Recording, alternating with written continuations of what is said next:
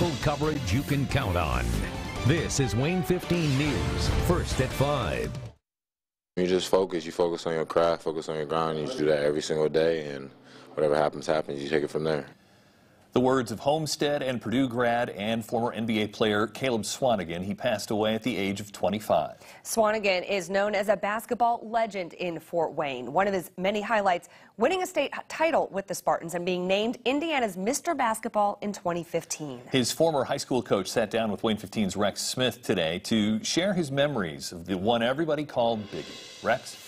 Dirk and Alyssa, Chris Johnson has coached a lot of players in his multiple decades at Homestead. He credits Caleb Swanigan with putting the school on the map. We sat down in the school's gym this morning and discussed what he'll remember most about Caleb. Johnson shared stories of meeting him as an 8th grader and seeing the work he put in to propel his body and his game to a level where he was the best player in the state and then a Big Ten Player of the Year, and then seeing Caleb at Pacers games when Portland was in Indy. But he also remembers Swanigan's background before basketball and how it shaped him into the man he became away from the game. With what he has done for me, the community, the school, everything about him will be missed, because he not only, like I said, I mean, we're talking about his accomplishments on the basketball court, but the type of human being he was and how kind-hearted he was. I mean, he would never hurt anybody. He cared for the homeless. You see tweets out there to where he would, be there to support them. So, I mean, just what he did for me, for everybody that knew him, will deeply be missed. Johnson said June 21st will now be a day they will unfortunately never forget. He says it's very sad to think that Caleb still had his whole life ahead of him, and he wanted to extend his prayers and deepest sympathy to everyone who was close to Caleb. That includes his child, because he was a father. Rex Smith, Wayne 15 News. Thank you, Rex. There's an outpouring of support on social media reacting to the news. This morning, Purdue men's basketball sent out this tweet sharing that they were devastated to hear of Swanigan's passing, saying, quote, "The world lost a gentle soul last night." Memphis Grizzlies point guard Ja Morant also shares his condolences on Twitter. The Portland Trail Blazers shared this message, saying in part, "Our thoughts and prayers are with Caleb's family, friends, and all who loved him." Twitter user Nate McKay, who interned for the Sacramento Kings, shared this about Swanigan, saying that the former Kings player gave away tickets to local groups in the Sacramento area when he played there. McKay also says that he can remember how excited families would be whenever I gave them Swanigan's cheer cards at the games when I interned for the team. R.I.P. Caleb.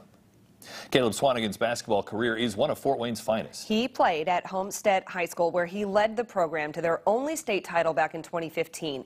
This success would lead him to win Indiana's Mr. Basketball that year. He then went on to Purdue University, where he flourished. Swanigan broke multiple school and NCAA records, including during his time in West Lafayette. He then went on to get selected as the 26th pick in the 2017 NBA draft by the Portland Trail Blazers. Swanigan played 3 seasons with the Trailblazers and Sacramento Kings. He last played in the NBA in 2019. The Allen County coroner tells Wayne 15 Swanigan died of natural causes. In other news, 2 drivers hospitalized this morning after a crash in DeKalb County. The crash occurred just before 7. A car heading north on County Road 51 failed to yield at State Road 8. 26-year-old Justin McGrew from Hamilton suffered head trauma and internal injuries. 58-year-old Nathan Osman from Edgerton, Ohio, suffered lacerations to the head and knee. Angola police released a statement after a small business was vandalized there yesterday. Business owner Erlinda Innes says the crime is part of a string of racially motivated vandalism. In a media release, Angola police noted that when they arrived at the scene around 10:20 yesterday morning, the odor of spray paint was still present.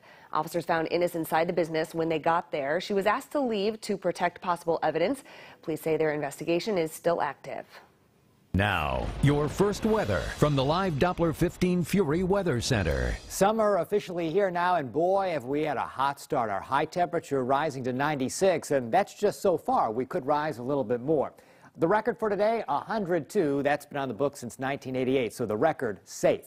Let's take a look at what's going on around the area with our current temperatures well up into the 90s everywhere. This map really red, emphasizing the amount of heat we have in place region-wide. 91 in Angola, 94 in LaGrange and Columbia City, 94 also in Huntington.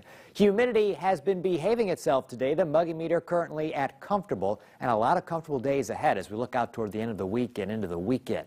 Nothing much to speak of right now as far as rain goes. We look off to the west, some scattered rain there. It's possible we could get a few scattered showers, maybe an isolated thunderstorm late tonight through tomorrow morning, but most of the time we are going to remain dry across the region. Temperatures in the 90s for another few hours before we spend a good portion of the nighttime in the 80s. We drop only into the low 70s by dawn tomorrow. Now, coming up in the 10-day forecast, some temperature fluctuations coming our way, so there will be an end to the 90s. I'll let you know when that happens when I see you later in the show.